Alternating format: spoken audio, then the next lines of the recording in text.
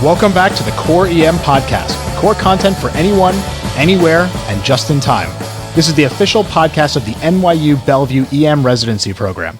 We're wrapping up our cardiology module with a journal update on transesophageal echo during cardiac arrest and a talk on pulmonary embolism.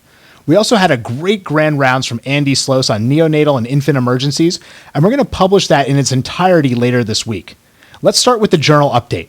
This was a quick talk discussing an article from Michael Blavis published in Resuscitation in 2008, looking at the role of TEE, or transesophageal echo, in cardiac arrest, given by one of our chief residents, Carlo Canepa. And to discuss that article, I'm going to welcome back Jenny Beck-Esme. Jenny, welcome back to Core EM. Thanks, Swami. I'm happy to be here. All right, so tell us a little bit about this article. So, point-of-care transthoracic echo, or TTE, has become a larger and larger part of resuscitation, and specifically for cardiac arrest. Ultrasound has the advantage of allowing the practitioner to directly visualize reversible pathology that can be causing the patient to present in extremis, or cardiac arrest. This includes finding cardiac tamponade, looking for the absence of lung sliding that would indicate a pneumothorax, acute RV strain suggestive of pulmonary embolism, or even an acute valvular rupture from MI causing cardiogenic shock. Intra-arrest, ultrasound has further advantages as it can be used to replace the pulse check. We've got good data showing that using our fingers to find a pulse is insensitive and nonspecific, so why not use ultrasound to directly visualize if there's a cardiac output? Yeah, that's a great point. I think a number of physicians have replaced the pulse check with ultrasound. And Matt and Mike over at the Ultrasound podcast have a great two-part series on how we should be using ultrasound in cardiac arrest and post-arrest care. We'll drop a link to that in the show notes. Transesophageal echo, or TEE, offers even more benefits over transthoracic as it gives better images, it's unaffected by body habitus, it allows you to look for pathology without stopping compressions, and allows you to assess for the quality of compressions. Yeah, those final two are particularly important because we know that minimizing pauses in CPR is critical to maintaining brain and organ perfusion. All right, let's get back to the Blavis article now that we've set down the general parts of TEE. Sure. So this article was a case series of 6 patients with cardiac arrest. The author describes how the use of TEE aided the physician in identifying the underlying pathology and guiding management. The first case was a patient who was thought to be in cardiac arrest by pulse check, but TEE identified cardiac activity and led to the use of vasopressors as opposed to ACLS for resuscitation. The second case was another pulseless patient where TTE showed cardiac standstill, but TEE revealed VFib. This patient was then shocked into normal sinus rhythm. Case 3 demonstrated a clot in transit, which allowed for the diagnosis of massive PE to be made and directly guided treatment as the patient was then given thrombolytics. Case 4 was a patient with VFib that was caused by a PICC line that was striking the LV wall. Yikes. Case 5 was a patient with presumed PE, but TEE revealed ascending aortic dissection. This was a great catch, as instead of getting TPA, the patient was then taken to the operating room. And finally, case 6 was another patient who was thought to be an asystole, but TEE revealed VFib. Yeah, my favorite out of those two cases are the PICC line that was striking the RV wall causing VFib. That is totally crazy, and there's no way that would have been on my differential without getting that look with the echo. The other one was the patient who had a TTE, which showed cardiac standstill, because that would likely have caused the resuscitation to stop. But instead, they got a TEE showing VFib and shocked the patient out of it. Pretty incredible work. Now, for our EM Journal Update lecture series, we like to end each presentation with a stoplight model. The resident gives each article a stoplight color. Red's for not applicable to clinical practice, yellow for not quite ready for prime time, but getting there, and green, finally, is for ready to use on the next shift. The resident who presented this article gave it a yellow light. What were the conclusions that he drew?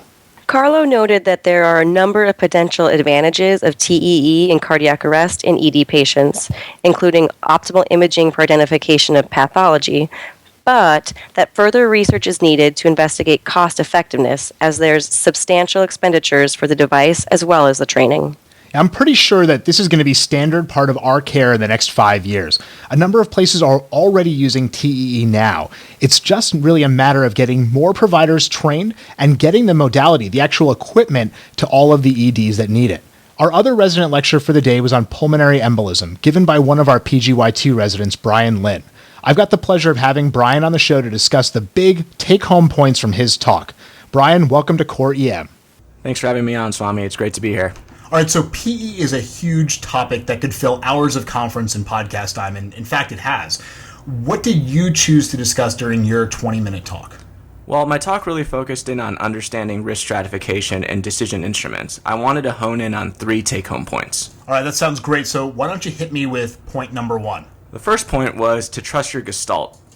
Clinically diagnosing pulmonary embolism is a very difficult proposition, given that the signs and symptoms are very nonspecific. Things like shortness of breath are only seen in 75% of patients, and pleuritic chest pain is seen in a little less than half. Despite the inconsistent symptoms, studies have shown that clinicians are actually quite good at differentiating between low and high risk probabilities for PE. Compared to established clinical decision models, unstructured clinical gestalt has about an 85% sensitivity rate. This is quite impressive based on history and physical alone, and it is the first step in starting any workup for PE.